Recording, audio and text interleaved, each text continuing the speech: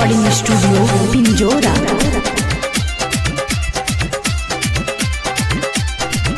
तोरा गोड्डा में सोडा पिलैबो पतरगामा में गन्ना के रस।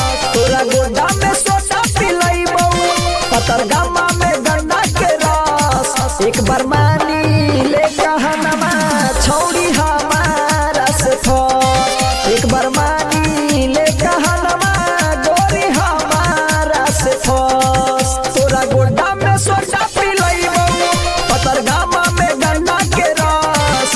तोरा गोड्डा में सोडा पिलैबो पतरगामा में गन्ना के रस। एक बार मानी ले कहनमा गोरी हमारा से फस। एक बार मानी ले कहनमा गोरी हमारा से फस।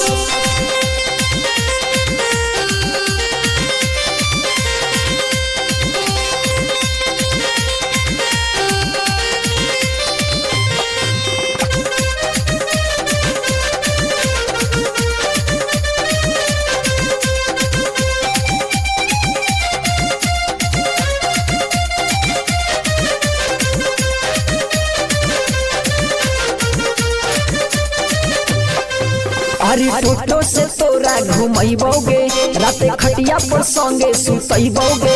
अरे टोटो से तोरा घुमैबोगे राते खटिया पर संगे सुतैबोगे। होते भीनु सरवाए हो घरे जा घरे तोरा पहुँचैबोगे। पानी पूरी महंगा खिलैबो लाला मटिया में आलू chop.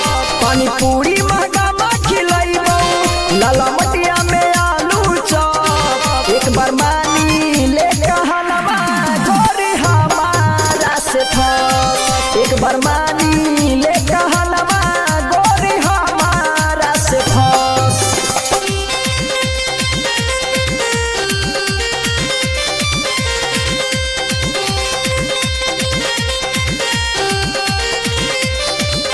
Regional recording studio पिंजोरा।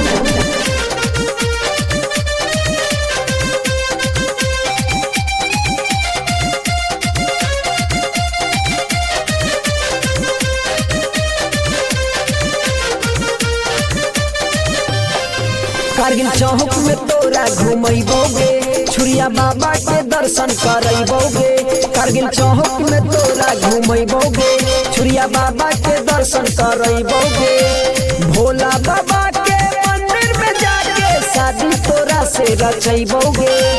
Bhola बाबा के मंदिर में जाके शादी तोरा से रचैबोगे।